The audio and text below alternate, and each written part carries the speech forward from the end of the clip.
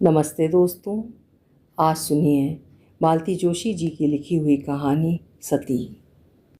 मालती जोशी जी एक भारतीय लेखिका और आधुनिक हिंदी साहित्य की अग्रणी साहित्यकारों में से एक हैं। वे भारतीय परिवारों की चहेती लेखिका थीं। उनकी कहानियों का संसार इन्हीं परिवारों के इर्द गिर्द फैला हुआ है। तो चलिए आज सुनते हैं उनकी कहानी सती मेरी आवाज़ में। पूरा आंगन ढोलक की थाप से गूंज रहा था। रोज की तरह मोहल्ले भर की औरतें जुड़ाई थीं और गीतों की कल्पना की लड़ियां पिरो रही थीं। कहीं बन्नों के बाबा से ताऊ से जड़ाऊ कंगन बनवाने का आग्रह था, तो कहीं चाचा और फूफा को कलेक्टर दूल्हा ढूंढने के लिए कहा जा रहा था। कहीं बन्नों की अम्मा अपनी बीए पास लाडली की घड़ी, सैंडल और साइकिल की तारीफ कर रही थी, तो किसी गीत में भाभी होने वाले नंदोइया को ताकीद कर रही थी कि जीप या कार लेकर आना, मेरी नकचढ़ी ननद रानी टमटम या बैलगाड़ी में नहीं बैठेगी। औरतें झूम झूम कर गा रही थीं। कोई मनचली तो मौज में आकर ठुमका भी लगा देती थी। मस्ती का आलम पूरे जोर पर था। इन गीतों की नायिका को इस महफिल से कोई मतलब नहीं था। वो तो छज्जे पर अपनी सखी सहेलियों से घिरी मेहंदी लगवा रही थी। रचना और मेघना ने उसकी दोनों हथेलियां थाम रखी थीं और वे उन पर महीन चित्रकारी कर रही थीं। प्लास्टिक पोंछ से झरती हुई हरी कंच मेहंदी दुल्हन के हल्दी लगे हाथों पर बड़ी प्यारी लग रही थी। क्या बात है नीलम, तेरा रंग तो इन 7-8 दिनों में और भी निखर आया है, रमा ने कहा। शादी की खुशी ऐसा ही रंग लाती है पगली, तुझे जल्दी ही पता चल जाएगा। गौरी ने रमा की चिकोटी काटी। अगले महीने के 26 को उसकी भी तो शादी है। शादी की खुशी तो खैर है ही, नीलम की भाभी ने कहा, पर थोड़ा क्रेडिट मुझे भी तो दो। वो उपटन बनाया है कि बस? वाह, क्या उपटन बनाया है, पूरा बदन छील कर रख दिया है। बड़ी एहसान फरामोश हो। खैर, तुमसे तो यही उम्मीद थी। अपना इनाम तो मैं कुंवर जी से वसूल करूंगी। वो तो देख कर ही दंग रह जाएंगे। क्या यही है वो नीलम जिसे हम देख कर गए थे? फेयर एंड लवली, किसी ने उछाला। अरे गोली मारो अपनी फेयर एंड लवली को, हमारा नुस्खा उससे लाख गुना बेहतर है। सो तो होगा ही, वंदना ने कहा। तभी तो इतने सालों से भाई साहब को अपने रूप जाल में बांधे हुए हैं। अपना राज हमें भी तो बताइए भाभी प्लीज़, लड़कियों ने चिरौरी की। अरे वाह, मुफ्त में कैसे बता दें? तभी नीचे से उनकी बुलाहट हुई और वे हास्य विनोद की इस महफिल को बीच में ही छोड़कर नीचे आईं। मेहंदी के कलाकारों ने सुस्ताने के लिए 10 मिनट का मध्यांतर कर दिया था। मौका पाकर गार्गी ने बाल खोल लिए थे और अब वो उंगली के पोरों से उनमें तेल मल रही थी। देख नीलम, मैं जताए दे रही हूँ, गार्गी ने कहा। आज जितना जी चाहे तेल डलवा लेना, पर कल एक बूंद भी नहीं डालने दूंगी। सुबह अच्छी तरह शैम्पू करा लेना, नहीं तो कोई भी हेयर स्टाइल नहीं बना पाएगी। फिर तो परंपरागत लंबी चोटी डाल कर ही जयमाला के लिए जाना पड़ेगा। तभी नाइन मौसी वहाँ प्रकट हुई। तुम क्या बाल्टी भर का महावर घोल कर लाई हो मौसी? नीलम ने हंसकर पूछा, पर उनकी बात पूरी होने से पहले ही मौसी ने पूरी बाल्टी उसके सिर पर उड़ेल दी। नहीं, वो जोर से चीखी और पसीना पसीना होकर उठ बैठी। बगल में लेटी कांता भाभी भी एकदम जाग गई और उसे सहलाते हुए पूछने लगी, क्या हुआ निम्मो, कोई बुरा सपना देखा क्या? तब तक मौसी भी दरवाजे से मुंह डालकर पूछ चुकी थी, क्या हुआ, नींद में कोई बर्राया था क्या? और नीलम आंखें फाड़ कर अपनी जेठानी को घूरे जा रही थी। बड़ी देर बाद उसे होश आया और शर्म भी। कितनी मुश्किल से आजकल घर में किसी की आंख लग पाती है और उसने आधी रात को यह हंगामा कर डाला। सॉरी भाभी, उसने दबी जबान से कहा। दरअसल जी बहुत घबरा रहा है, लगता है मैं घर क्यों आ गई। अगर आज ही कुछ हो गया तो? धत पगली, ऐसा अशुभ बोलते हैं कहीं, चल सो जा। नीलम दोबारा लेट गई। उसने चादर से मुंह ढांप लिया। कांता भाभी वत्सल भाव से उसे धीरे धीरे थपकाती रहीं। कुछ ही देर में उसके क्लांत शांत शरीर पर नींद ने अपना आंचल डाल दिया, पर दुस्वप्न ने उसका पीछा नहीं छोड़ा। इस बार सहेलियों के हुजूम में कांता भाभी का चेहरा भी आकर जुड़ गया था और उसे देखकर उसे बार बार दहशत हो रही थी। नीलम बराबर चिरौरी कर रही थी। भाभी जी, आप जाइए भी, आप जैसों का यहाँ क्या काम है? पर कांता भाभी थी कि जमकर बैठ गई थी। नहीं, बैठी कहाँ थी, बाल्टी लेकर वही तो आई थी। नाइन मौसी तो उसके पाँव में महावर लगा रही थी। सर पर पानी तो कांता भाभी ने ही उड़ेला था। चादर के भीतर वो पसीने से नहा गई थी, पर दम साध कर वैसी ही पड़ी रही। हाथ भर के अंतर पर कांता भाभी लेटी हैं और उनकी ओर देखने का साहस उसमें नहीं है। शाम को ने देखा है, तब से ही वो सहज नहीं हो पा रही है। शाम को ही वे लोग भोपाल से आई थीं। घर पर सामान रख कर दोनों सास बहू गिरीश को देखने सीधे अस्पताल पहुंची थीं। कांता भाभी को उसने पूरे 3 साल बाद देखा था। उनका वो निराभरण रूप देखकर वो धक्क से रह गई थी। झुककर पैर छूने का भी उसे होश नहीं रहा था। 3 साल पहले अशोक भैया, गिरीश के मौसेरे भाई, एक दुर्घटना में चल बसे थे। पूरे परिवार पर वज्रपात ही था वो। सब लोग भागे भागे शोकाकुल परिवार को धीरज बंधाने पहुंचे थे। नीलम भी अपने सास ससुर के साथ गई थी। उस समय पूरे घर में ही शोक का साम्राज्य था। पहनने ओढ़ने की सुध किसी को नहीं थी। पर इस बात को तो 3 साल हो गए। भाभी को देखकर लगा जैसे वो कल की ही बात हो। पूरा इतिहास मन में फिर ताज़ा हो उठा। वो गुमसुम हो गई। उसकी उदासी को सबने लक्ष्य भी किया, पर वे लोग यही समझे कि गिरीश की बिगड़ती हालत को देखकर वो टूट गई है, पस्त हो गई है। जब वे लोग उठी तो नीलम की सास ने अपनी बहन को रोक लिया और भाभी से बोली, कांता, आज तो इसे घर लेवा ले जा। पिछली 10 रातों से इसकी पलक नहीं झपकी है। जिज्जी थोड़ी देर को मेरे पास बैठ लेंगी। बड़का मेरा खाना लेकर आएगा, चाहेंगी तो उसके साथ भेज दूंगी। नीलम ने थोड़ी आनाकानी की, पर सबने मिलकर जैसे उसे घर ठेल ही दिया। अस्पताल से नीचे उतरकर सड़क पर आते ही भाभी ने पूछा, कैसे चलेंगे निम्मो, बस से या टेम्पो से? नीलम अब भी उनसे आंख नहीं मिला पा रही थी। फिर भी उसने हिम्मत करके पूछा, भाभी, आप सफ़र से बहुत थक तो नहीं गई? नहीं रे, सफ़र ही कितना सा था। तो पैदल चलें? दरअसल 4 दीवारी में रहते रहते मेरा दम घुटने लगा है। घर से अस्पताल और अस्पताल से घर, यही भागम भाग मची हुई है। जरा खुली हवा में सांस लेने को जी चाह रहा है। भाभी ने करुणा भरी दृष्टि से उसके मुरझाए चेहरे को देखा और स्नेहिल स्वर में बोली, चल। कुछ क्षण वे लोग मौन ही चलती रहीं और फिर नीलम ने एकाएक पूछ लिया, भाभी, क्या आप दफ्तर में भी इन्हीं कपड़ों में जाती हैं? भाभी ने चौंक कर उसकी ओर देखा, पर उसके इस बचकाने प्रश्न का बुरा नहीं माना। बच्ची ही तो है बेचारी। फीकी हंसी हंसकर बोली, अम्मा जी का बस चले तो दफ्तर भी इन्हीं कपड़ों में भेज दें। पहले कुछ दिन जाती भी रही, पर दफ्तर की 2-3 दबंग औरतें एक दिन घर आ गई थीं। उन्होंने अम्मा जी से खूब जिरह की, तब से कुछ नहीं कहती।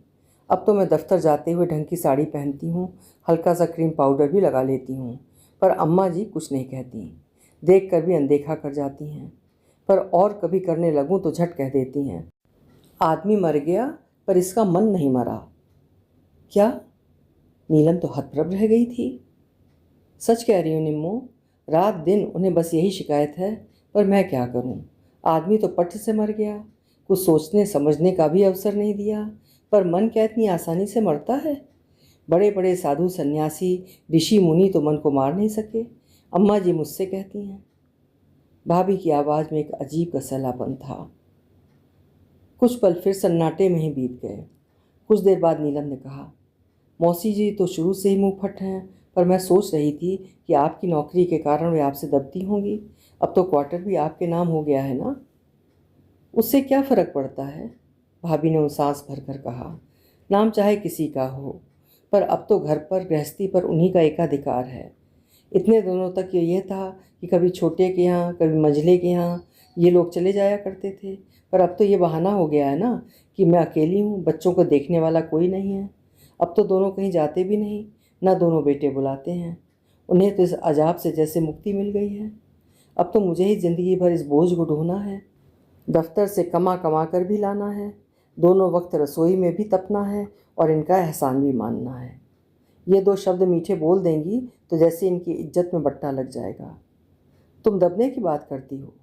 अम्मा जी तो मुझे प्रताड़ित करने का, अपमानित करने का भी कोई मौका नहीं छोड़ती। बाबूजी फिर भी सीधे हैं।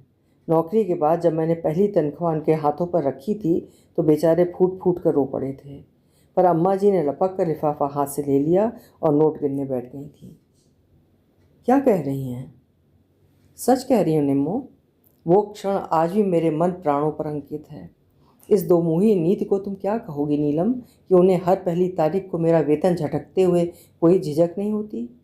अपने स्वर्गवासी बेटे की पेंशन से उन्हें कोई परहेज नहीं है, पर सुबह सवेरे अगर मैं सामने पड़ जाऊं तो उनके हाथों के तोते उड़ जाते हैं।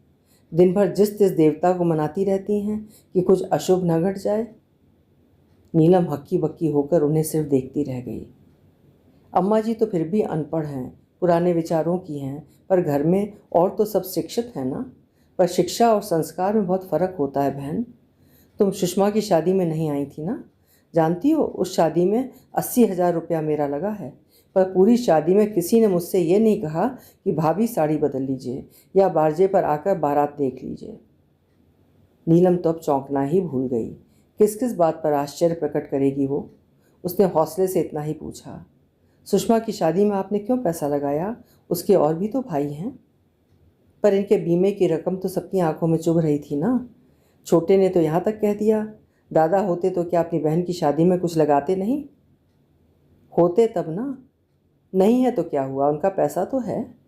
शासन ने उनकी मौत के दाम जो दिए थे। पहले तो मैंने आनाकानी ही की थी, पर घर का वातावरण ऐसा खराब हो गया कि बस हार कर दस्तखत करने ही पड़े। दोनों देवर बोले कि बबली की शादी तक हम आपकी पाई पाई चुका देंगे। देखो क्या होता है। यह आपने ठीक नहीं किया भाभी जी। पैसा संबल देता है। शासन ने यह व्यवस्था तो की है कि औरत अपने को एकदम बेसहारा या असुरक्षित न समझे।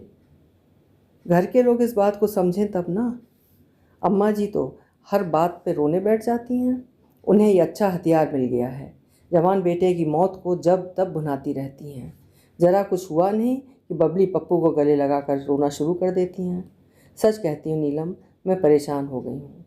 मैं तो रात दिन मर खप रही हूँ कि बच्चों के जीवन में खुशियाँ बिखेर सकूँ, उन्हें कभी पिता का अभाव न खलने दूँ।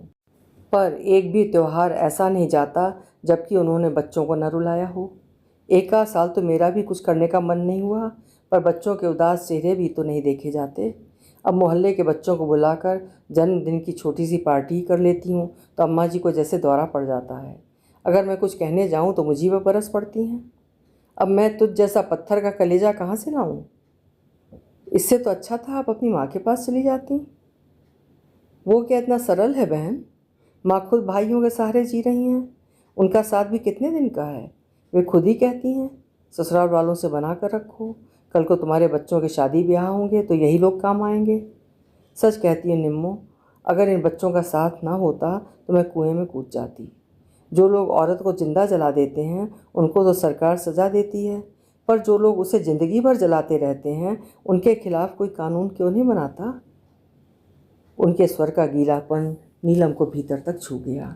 घर सामने था। सर पर पल्ला ठीक से लेते हुए उसने अपनी चाल थोड़ी धीमी कर दी।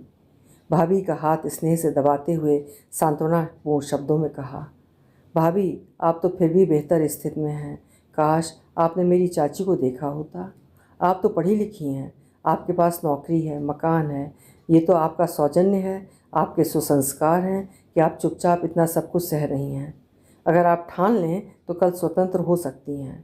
मुझे अपने चाचा की मृत्यु का अब तक याद है।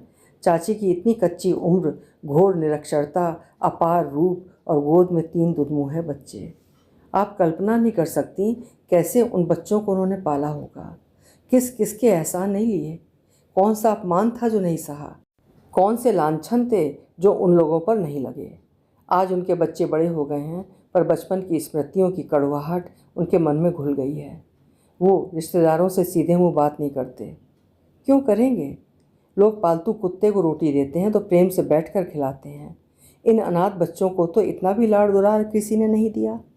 चाचा ताऊ सब उन लोगों को एहसान फरामोश कहते हैं, पर मैं अपने उन भाइयों को कभी दोष नहीं देती। वे तो वही लौटा रहे हैं जो अब तक उन्हें मिला है। आज एक अरसे बाद चाची की याद आई थी। रात सोते समय भी उनकी तस्वीर आंखों के सामने घूमती रही। वो ब्याह कर आई थी तब नीलम एक नन्ही गुड़िया भर थी। फिर भी उस अपार लावण्य से वो मुग्ध हुए बिना नहीं रह सकी। दिन रात बस उन्हीं का पल्ला पकड़े रहती थी वो। चाची भी उस पर जान छिड़कती थी। दिन भर उसे सजाती संवारती और एकटक देखती रहती। फिर एक एक करके उनके 3 लड़के हो गए। लड़की की साध फिर भी अधूरी रह गई और नीलम का स्थान अक्षुण्ण बना रहा। चाचा की असमय मृत्यु क्या हुई, सारा परिदृश्य ही बदल गया। सब कुछ जैसे उलट पुलट हो गया। चाची के स्नेह का स्रोत भी शनह शनह सूखने लगा। माधुर्य और रस से छलकती उनकी आंखें द्वेष और तिरस्कार बरसाने लगीं। इसके साथ ही उनका चंपई रंग दिन पर दिन संवलाता चला गया। उनकी देह से उठती भीनी सुगंध जाने कहाँ बिला गई। देह की मोहक गोलाई कठोर और तीखे अस्थिपंजर में बदल गई। चाची के भीतर बाहर होने वाले परिवर्तन को नीलम ने बहुत पास से, बहुत स्तब्ध होकर और बहुत हताशा के साथ देखा है। और परिवर्तन क्या केवल उन्हीं में हुआ था? और घर के लोग भी तो बदल गए थे। स्नेह और सहानुभूति का स्थान कब रोष और बेजारी ने ले लिया, पता ही नहीं चला। कल तक जो सबकी आंखों की पुतली थीं, अब आंखों में खटकने लगी थीं। जिन्हें लोग फूल सा उठाए फिरते थे, वही बच्चे अब एक अनचाहा बोझ बन गए। थाली के बैंगन की तरह उन्हें कभी यहाँ तो कभी वहाँ लुढ़का दिया जाता। एक साथ 4 प्राणियों की जिम्मेदारी लेने के लिए तो कोई भी तैयार नहीं था। 5 भाइयों में से एक चला गया था। शेष 4 ने चंदा करके उन लोगों को पालना चाहा, पर यह स्कीम भी ज़्यादा दिन नहीं चली। फिर बच्चों का बंटवारा किया गया। बच्चे यहाँ वहाँ पढ़ते रहे। चाची फिर भी एक समस्या बनी रही। एक आदमी के चले जाने से सारा संसार कैसे छिन्न भिन्न हो जाता है, इसका ये एक दारुण उदाहरण था। नीलम का बहुत मन था कि चाची उन लोगों के पास ही बनी रहे। अपने चचेरे भाइयों से उसे बहुत लगाव था। गुलगोथने शुभेच्छु को तो वो 8 पहर सीने से लगाए घूमती रहती थी, पर माँ को कभी ये तजवीज़ पसंद नहीं आई। उन्हें उन दिनों चाची फूटी आंखों नहीं सुहाती थीं। अब नीलम उस बारे में सोचती है तो लगता है शायद माँ चाची के रूप यौवन से आतंकित थीं। रिश्ते की सभी औरतों के मन में शायद यही भय था, और सतह पर आकर यही भय घृणा में बदल जाता था। यही माँ कभी चाची को कितना प्यार करती थी। चाचा जी की मृत्यु के बाद चाची के दुख की आँच सबसे ज़्यादा माँ ने सही थी। ये माँ का ही बूता था कि वे 10 दिन तक उन्हें जिलाए रख सकें, नहीं तो शायद 2 बूंद पानी भी उनके मुंह में नहीं जा पाता। उन दिनों माँ खुद इतनी बदहवास हो गई थी कि सबको चिंता होने लगी थी। वो दिन आज भी नीलम के स्मृति पटल पर अंकित है। उस दिन घर की औरतें मुंह अंधेरे ही कहीं निकल गई थीं। नीलम की नींद तो तब खुली जब वे लोग रोती बिलखती लौटी थीं। वो ये सब देखकर स्तब्ध रह गई कि कुछ लोग अम्मा को उठाकर घर में लाए हैं। उसकी तो चीख निकल गई थी। तो क्या अम्मा भी? नहीं, माँ सिर्फ बेहोश हो गई थी। सुबह से जो कुछ वो देख सुन रही थी, उसे उनका संवेदनशील मन बर्दाश्त नहीं कर सका था और वे अपना संतुलन खो बैठी थीं। कुल जमा 10 साल की थी नीलम, पर दिन भर माँ के पास बैठी रही, उनका सिर सहलाती रही, पैर दबाती रही, मनुहार करके कुछ ना कुछ खिलाती रही। जानती थी कि इस शोकाकुल घर में किसके पास इतनी फुर्सत है जो घड़ी भर माँ के पास बैठ ले। सब लोग तो रोज़ की तरह चाची को घेर कर बैठे होंगे। डॉक्टर आए थे, उन्होंने जांच करके दवा लिख दी थी। बोले थे इन्हें कोई सदमा लगा है, धीरे धीरे सब ठीक हो जाएगा।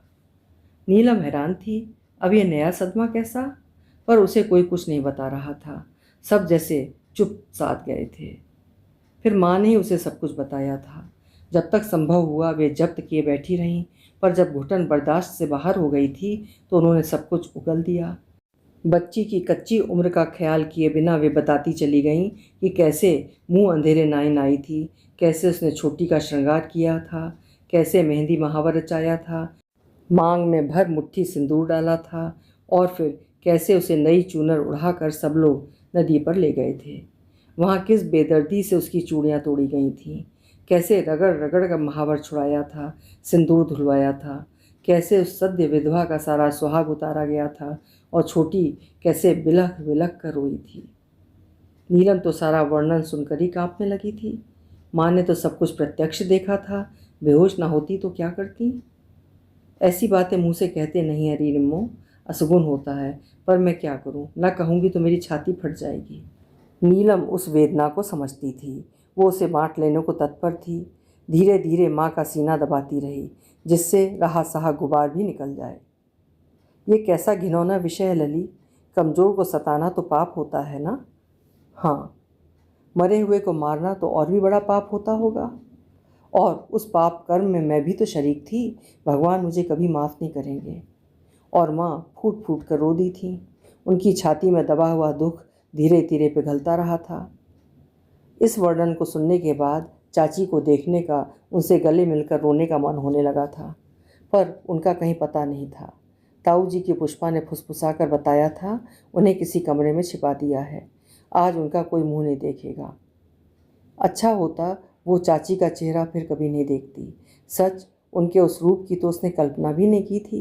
लगा जैसे फूलों से लदी शाख को किसी ने बेदर्दी से नोच लिया हो।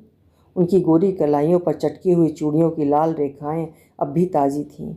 पता नहीं कितनी बार उन्होंने बिलख कर दीवार पर सिर दे मारा होगा। माथे पर घूमड़ उठाए थे। आंखें इतनी सूनी कि जैसे उनके आंसू चुक गए हों। जिस दिन घर के सब मेहमान जाने लगे थे तो एक और नाटक हुआ था। खुद लंबा सा घूंघट निकालकर चाची को एक कोने में बिठा दिया गया था। जाते हुए सब बड़े बूढ़े उनके आंचल में रुपए डालते गए थे, जैसे वो कोई भिखारिन हो। उस दिन उनके आंचल में कितनी रकम जमा हुई थी, इसका हिसाब तो बड़ी ताई जी के पास होगा, पर झोली फैलाने का काम तो उसी दिन से शुरू हो गया था। ये जैसे संकेत था कि आगे अब औरों की दया पर ही जीना है, वे लोग चाहे पीहर के हों या ससुराल के। उस दिन माँ ने तो ये कह सुनकर अपना मन हल्का कर लिया था, पर यह नहीं सोचा था कि बच्ची की कच्ची उम्र के साथ, कोमल मन के साथ कितना बड़ा अन्याय कर रही हैं। कितने ही दिन तक नीलम इस हादसे को भूल नहीं पाई थी, इस सदमे से उबर नहीं पाई थी। गली मोहल्ले में जब भी किसी की मृत्यु होती, उसके अंतःपटल पर सारा दृश्य खिंच जाता और वो व्याकुल हो जाती। एक असहाय रोष उसके मन में बैठ जाता। कितने दिनों तक उसका खाना पीना सोना छूट जाता। कुछ और बड़ी हुई तो उसने निश्चय कर लिया कि वो ऐसे घिनौने कांड में कभी शामिल नहीं होगी। अगर हो सका तो वो इसका विरोध करेगी। औरत ही औरत को जलील करे, ये कोई बात है? कहाँ तो हम पुरुष के अत्याचार और तानाशाही की बात करते हैं, पर यह भूल जाते हैं कि औरत की सबसे बड़ी शत्रु तो औरतें ही हैं। पुरुष क्या कभी उसका ऐसा उपहास कर सकता है? इतना बड़ा अपमान कर सकता है? ऐसा जघन्य कृत्य, और वो भी इतनी सारी औरतों के सामने। शायद इस बहाने सबको चेतावनी दी जाती है कि पति जुआरी, शराबी, अत्याचारी कैसा भी हो, उसके चरण धोकर पियो, उसकी मंगल कामना करो। तुम्हारा सारा बनाव श्रृंगार उसी के दम से है, वो नहीं रहेगा तो ऐसी ही दुर्गति होगी। उसने कभी सोचा भी न था कि अपनी प्रतिज्ञा को परखने का मौका उसे अशोक भैया की मृत्यु पर मिलेगा। वो तो इसके लिए बिल्कुल भी तैयार नहीं थी। उसने तो कल्पना भी न की थी कि शिक्षित लोगों का यह शहरी परिवार भी इन ढकोसलों को मानता होगा। न सही नदी घाट, यहाँ घर का आंगन तो था। सारी शर्म लिहाज ताक पर रखकर वो उस दिन अपनी मौसिया सास से भिड़ गई थी, पर उसकी अपनी सास ने उसे डपट कर चुप करा दिया था। मौसिया सास जहर बुझे स्वर में बोली थी, हम अंग्रेज नहीं हैं बहू रानी, पुराने लोग हैं, रस्मों रिवाज को मानते हैं, अपनी विद्या तुम अपने ही पास रखो। वो तिलमिलाकर रह गई थी। पता नहीं कौन सा ऐसा पति होगा जिसे पत्नी की दुर्गति देखकर शांति मिलती होगी। क्या मरने के बाद व्यक्ति की सदाशयता समाप्त हो जाती है? वो जैसा कि अशोक भैया को जानती थी, वे भाभी को पलकों पर बिठा कर रखते थे। क्या उनकी आत्मा ये सब देखकर 8-8 आंसू नहीं रोई होगी?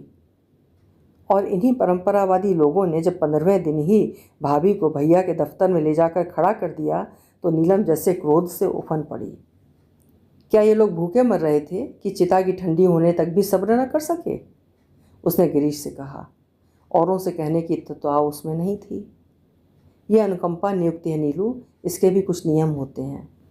भाड़ में जाए ऐसी अनुकंपा जो आदमी को मरने के लिए भी रोने का अवकाश ना दे, बदली हुई परिस्थितियों के अनुरूप अपने को ढालने की भी मोहलत न दे। क्या नौकरी बहुत ज़रूरी थी? क्या पेंशन से काम नहीं चल सकता था? ये 2-2 इंजीनियर भाई आखिर किस दिन काम आएंगे? सिर्फ गुजारे की बात नहीं है रानी, सर के ऊपर छत भी तो चाहिए। ये नौकरी है तो क्वार्टर भी है, नहीं तो कौन यहाँ टिकने देगा? भाभी तो अपने पीहर भी जा सकती हैं, पर मौसी मौसा इस बुढ़ापे में कहाँ जाएंगे? सुषमा का क्या होगा? क्यों, और लड़के नहीं हैं? अब बुढ़ापे में क्या वे लोग नई जगह में रच बस पाएंगे? खैर उनकी छोड़ो, पर भाभी को भी तो जीने का कुछ सहारा चाहिए, समय काटने का बहाना चाहिए। फिर वे अकेली तो नहीं है कि कहीं जाकर टिक जाएं। 2 बच्चों का साथ है, आजकल अपने तो पल नहीं पाते, इनके बच्चों को कौन पालेगा? हाँ, बच्चे तो तब उन्हें ही पालने हैं, सारी तकलीफ़ों से उन्हें ही जूझना है, सारी जिम्मेदारियां तो उन्हें ही पूरी करनी है। और कल को जब बच्चे बड़े हो जाएंगे, पढ़ लिख जाएंगे, तो रिश्तों का जुगाड़ करने के लिए उन लोगों की शरण में जाना पड़ेगा जिन्होंने कभी बात भी नहीं पूछी। कन्यादान का पुण्य लूटने के लिए किराए के माँ बाप जुटाने पड़ेंगे। अरे पर तुम इतनी लाल पीली क्यों हो रही हो? गिरीश ने चिढ़कर कहा था। मैं उनकी कुछ लगती हूँ ना, इसलिए, नीलम ने कहा और होंठ भींच लिए। वो जानती है कि उसके भीतर उमड़ते आक्रोश को गिरीश कभी समझ नहीं पाएगा। उसने वही जवाब दिया जो उसकी बुद्धि में बैठ सकता था। अशोक भैया कभी नीलम के बड़े भाई के दोस्त रहे हैं, भाभी को लेकर उनके घर भी हो आए हैं। गिरीश का रिश्ता भी उन्होंने ही सुझाया था। शादी के बाद भी नीलम कांता भाभी को भाभी ही समझती रही, उन्हें जेठानी का दर्जा कभी नहीं दिया। कहती कि कम से कम मेरा एक रिश्ता तो पीहर का बना रहने दो। और अपनी उन्हीं भाभी की वेदना से आज उसका नए सिरे से साक्षात्कार हुआ। दरवाजे पर स्कूटर रुकने की आवाज़ आई और वो हड़बड़ा कर उठ बैठी। उसकी नींद इन दिनों चौकन्नी हो गई है और कान बेहद सजग। वक्त बेवक्त कोई सवारी दरवाजे पर रुकती है तो उसकी सांस रुक जाती है, प्राण मुट्ठी में आ जाते हैं। कोई खबर तो नहीं आई? अस्पताल से किसी का संदेशा तो नहीं है? दम साध कर वो प्रतीक्षा करती रही। वो शायद ऑटो रिक्शा थी। पड़ोस में सवारी उतार कर चली गई थी। सड़क फिर सुनसान हो गई थी। वैसे रिक्शा उसके दरवाजे पर भी रुक सकती थी। हर तीसरे दिन तो कोई मेहमान आ जाता है। आने वालों का तो जैसे तांता लगा हुआ है। उसकी जेठानी और दोनों ननदें 24 घंटे रसोई में लगी रहती हैं। वो चाह कर भी मदद नहीं कर पाती। उसका एक पाँव घर में, एक अस्पताल में रहता है। कभी कभी तो 2-2 दिन तक घर नहीं आ पाती। गिरीश की हालत दिन ब दिन बिगड़ती ही जा रही है। मामूली सा टाइफाइड हुआ था, पहले तो घर पर ही इलाज होता रहा, फिर पीलिया हो गया और अब तो रोज़ नए कॉम्प्लिकेशंस हो रहे हैं। कुछ वो समझती है, कुछ नहीं भी समझ पाती, पर डॉक्टरों के गंभीर चेहरे उसे सब कुछ बता देते हैं। मिजाज कुर्सी पर आने वाले उसे इस कातर दृश्य से देखते हैं कि वो भीतर तक कांप उठती है।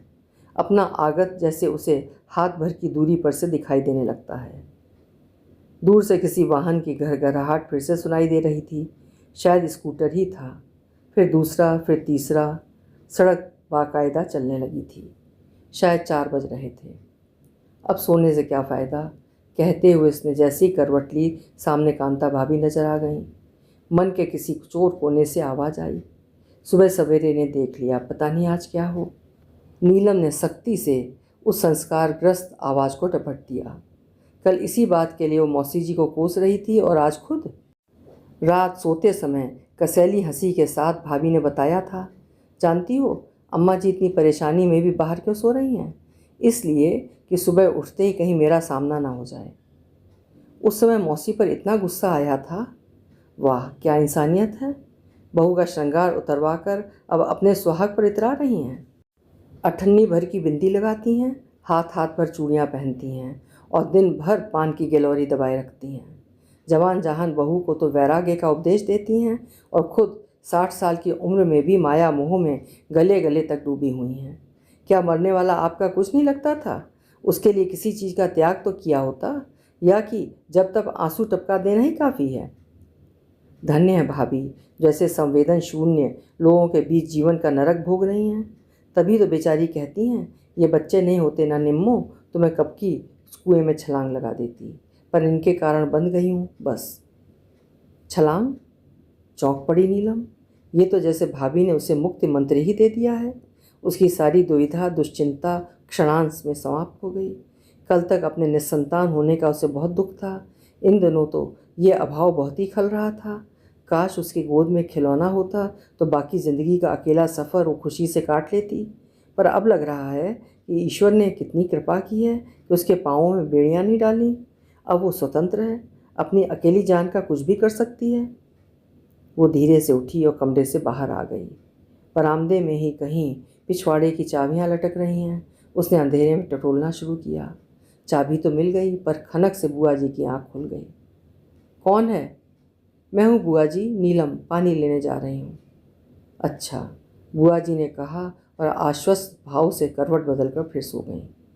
ठीक तो है, इतने मेहमान हैं घर में, बहू बेटियां मुंह अंधेरे नहा निबट लें तो ठीक रहता है। घर सचमुच ठसाठस भरा हुआ था। आंगन तक आते हुए पता नहीं कितनों को लांघते बचाते आना पड़ा। यहाँ से वहाँ तक बिस्तर ही बिस्तर लगे हुए थे। सबके सब रिश्तेदार थे, कुछ ससुराल के, कुछ पीहर के। गिरीश की बीमारी की खबर सुनते ही सबके सब दौड़े चले आए थे। नीलम को लग रहा था तबीयत देखना तो बहाना है, ये सब के सब तमाशाई हैं, पर मैं उनकी ये साध पूरी नहीं होने दूंगी, अपना तमाशा नहीं बनने दूंगी। उसने सख्ती से होठ भींच कर कहा। एक झटके से आंगन का दरवाज़ा खोल दिया। बगीचे में एकदम सन्नाटा था। और कोई दिन होता तो नीलम यहाँ अकेले पाँव देने का साहस नहीं कर पाती, पर इस समय उसे होश ही कहाँ था। उसके मन में इतनी भीषण उथल पुथल मची हुई थी कि यह सन्नाटा उसे कहीं से भी छू नहीं रहा था। वो मंत्र चालित सी पेड़ों के बीच चलती हुई कुएं की जगत पर आकर खड़ी हो गई। कुआं क्या था, लंबी चौड़ी बावली ही थी। किसी ज़माने में यही इस घर की गंगा यमुना थी। फिर नल का ज़माना आ गया, नहाने खाने के लिए इसकी ज़रूरत नहीं रही। यह सिर्फ इस लंबे चौड़े बगीचे को सींचने के काम आता रहा। इधर 2 साल से पानी का ऐसा अकाल पड़ा कि नलों में 2-2 दिन तक पानी नहीं आता। इस कुएं के भाग फिर से जग गए। घर के लिए जैसे ये वरदान बन गया। घर ही नहीं, अब तो ये बाहर वालों की भी प्यास बुझा रहा है। झुटपुटा होने भर की बस देर है। मोहल्ले भर की औरतें बाल्टी और कल से लेकर आ धमकेंगी। बस यही मौका है नीलम रानी। निर्णय का ये क्षण हाथ से यदि फिसल गया तो पछताओगी। रात दिन जो सिर पर मंडरा रहा है वो अघट तो कभी भी घट सकता है। फिर वे लोग तुम्हें आंखों की ओट भी ना होने देंगे। उसके बाद जीना क्या और मरना क्या, यही क्षण है।